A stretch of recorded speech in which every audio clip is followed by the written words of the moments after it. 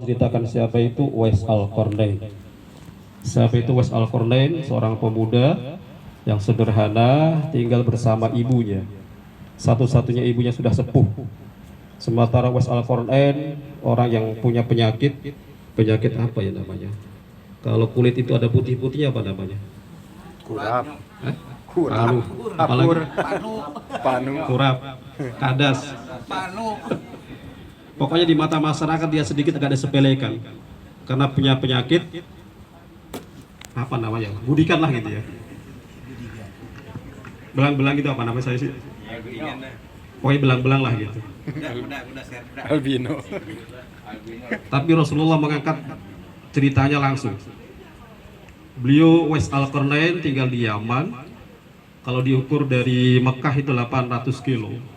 Masya Allah. Hidup dengan sang ibu yang sudah cukup sepuh, pekerjaan apa adanya, sementara di masyarakat tidak terkenal. Cuman luar biasanya beliau terkenal di langit, masyhur di langit. Terbukti apa? Tatkala wafatnya Uwais Al-Qarnain, yang hadir, yang bertakziah itu ribuan malaikat.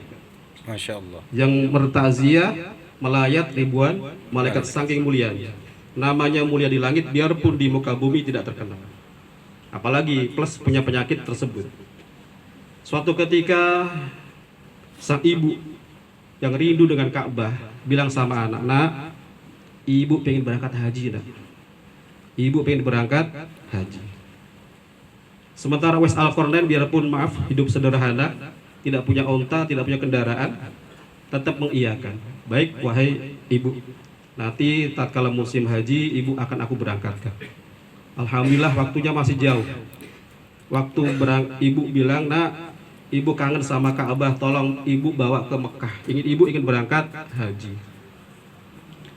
Uwais Al-Qarnain dengan kehidupan sederhana tersebut, dia punya uang sedikit, dibuat beli seekor kambing kecil.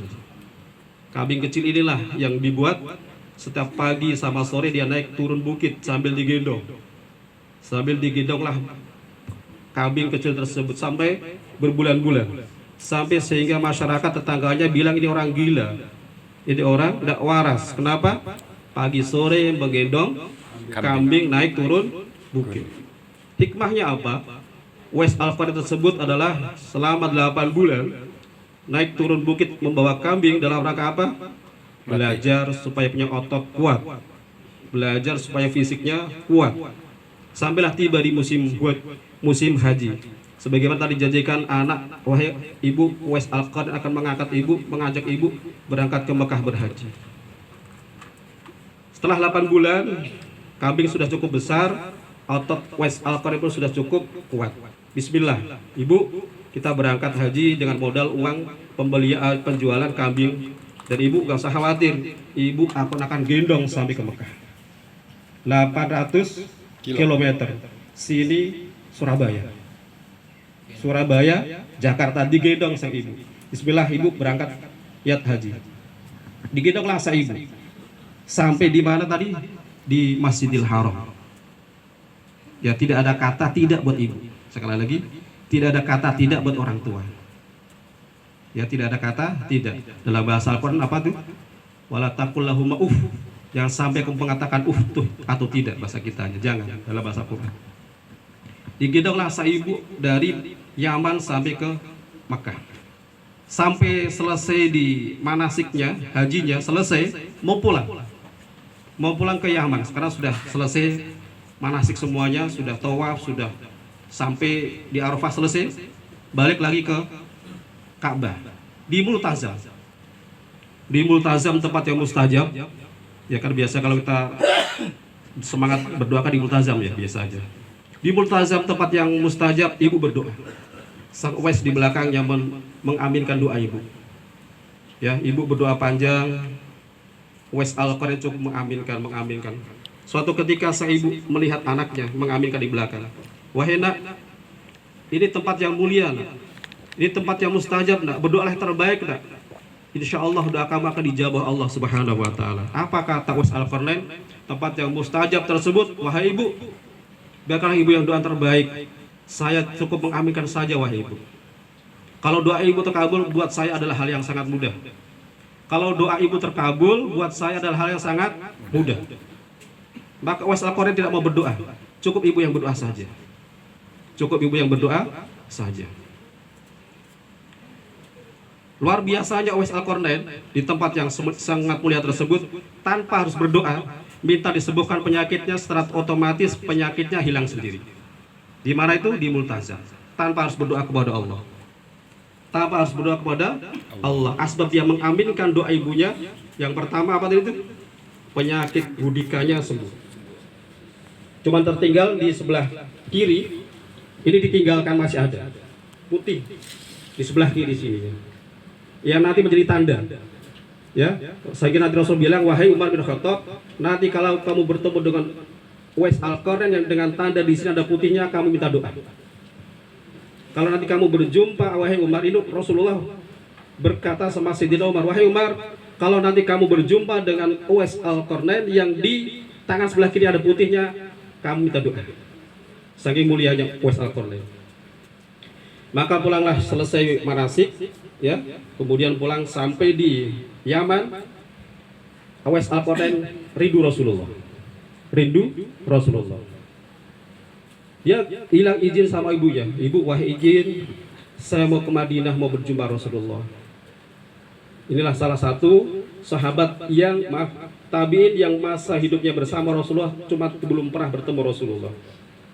Izin, minta izin kepada Rasulullah, izin Rasulullah, izin wahai ibu, saya mau datang ke Rasulullah di Madinah. Tidak lama kemudian setelah pulang haji, Uwais Al-Qarni izin kepada ibunya, diperkenalkan untuk ke Madinah. Sang ibu pesan, nak, ibu sudah cukup sepuh, nak, ibu cukup bantuan kamu, nak, saya izinkan, cuman jangan lama-lama.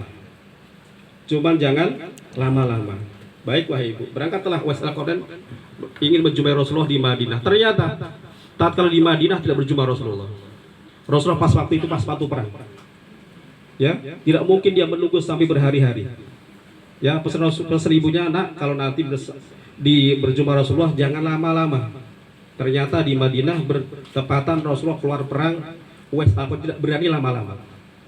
Walaupun ingin ketemu Rasulullah, tapi Uwais Al-Qarni lebih mendahulukan orang tua, tidak egois. Tidak egois. Terkadang kita kan egois ya. Terkadang kita saja, maaf, tatkala kita mau mencium Hajar Aswad, terkadang kita apa ya? Sedikit agak galak gitu ya. Hanya kepingin ketemu Hajar Aswad. Ini Uwais Al-Qarni enggak lebih dari 3 hari. Pesan ibunya. Kalau kita kan mungkin egois kali ya, tunggu Rasulullah sampai pulang. Uwais Al-Qarni tidak. Pulanglah Uwais Al-Qarni tidak berjumpa Rasulullah. Hadirin rahmati Allah Subhanahu wa taala, yang ingin saya sampaikan adalah kisah ini kita ambil natijahnya, kita ambil kesimpulannya. Uwais Al-Qarni tatkala di Multazam, ya, biarpun sang ibu menyuruh berdoa, Uwais Al-Qarni tidak mau berdoa. Artinya apa? Uwais Al-Qarni lebih mendahulukan orang tua daripada pribadinya. Mendahulukan apa? Orang tua, keperluan orang tua, kebaikan orang tua daripada dirinya sendiri. Ini yang sering kita gagal menjadi anak yang soleh. Terkadang kita mendahulukan diri kita sendiri, mengabaikan kedua orang tua kita. Mengabaikan apa? Orang tua kita. Terkadang maaf nih, yang sudah merasa umur 60, 70, 80, 90, akan selesai berbakti sama orang tua. Saya ulangi, yang merasa umur 60, 70, 80 karena sudah merasa cucu, punya anak, seakan-akan dia harus dibakti oleh anak. Tapi dia lupa bakti ke atas orang tua. Terkadang kita lupa itu. Ya, maka di dalam Al-Qur'an dikatakan wa qadha rabbuka alla ta'budu illa iyyahu wa bil walidaini ihsana. Sembahlah Allah, yang kedua wa bil walidaini ihsana. Kepada orang tua berbuatlah baik. Selama kita hidup masih punya umur, ada tanggung jawab berbakti sama orang tua. Selama kita masih punya nyawa, umur kita sudah 80, 90, tetap punya bakti, kewajiban kepada orang tua kita.